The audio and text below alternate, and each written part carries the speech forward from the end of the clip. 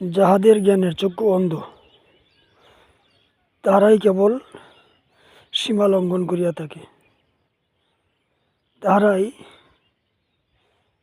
সীমা অতিক্রম করে, তাহারাই সীমা পার হইয়া যায়। অথচ যারা সীমা পার হইয়া যায় তারাই অপরাধী হয়, তারাই বিপদগ্রস্ত হয়, তারাই অন্যায়কারী হয়। যাহাদের জ্ঞানের চক্ষু নাই, যাহাদের জ্ঞানের চক্ষু অন্ধ, তাহারাই মানুষকে কষ্ট দিয়ে থাকে,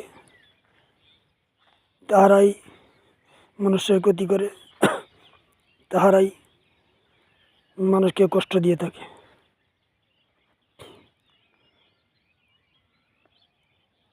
জ্ঞানের চক্ষু যারা অন্ধ, তাহারা ভালো মন্দ কিছু বুঝিতে পারে না। সে নিজের টাকা দিয়ে নিজের যে পায় তার চেয়ে আরও বেশি চায়।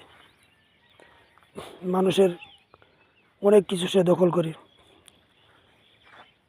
মানুষের অনেক ক্ষতি করে। যার জ্ঞানের চক্ষু অন্ধ, সে মানুষের সম্পদ দখল করে, মানুষের টাকা পয়সা দখল করে, মানুষের বাড়িঘর দখল করে, মানুষের মান ইজ্জত দখল করে, মানুষের অনেক ক্ষতি করে। জ্ঞানের চক্ষুটাকে চিকিৎসা করার, পরিষ্কার করা দরকার।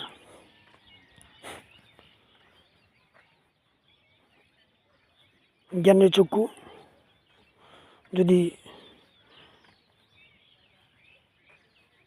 আবরণ থাকে, জ্ঞানের চক্ষুর উপর যদি আবরণ থাকে, তাহলে সেই চক্ষু দিয়ে মানুষ ভালো মন্দ কিছুই দেখিতে পায় না। চর্মচক্ষু অন্ধ থাকিলে মানুষ যেমন এই পৃথিবীর সৌন্দর্যকে দেখতে পারে না, কোথায় কোন দিকে যাচ্ছে তা দেখতে পারে না, ঠিক তদ্রূপ মানুষের জ্ঞানের চক্ষু যদি অন্ধ থাকে, তাহলে তাহার অবস্থা আরও মারাত্মক।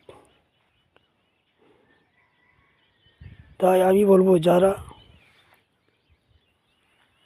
জ্ঞানের চোখ হারিয়েছে, জ্ঞানের চোখকে যারা দেখে না, জ্ঞান চক্ষুর চিকিৎসা করা তাদের জন্য অতি প্রয়োজন।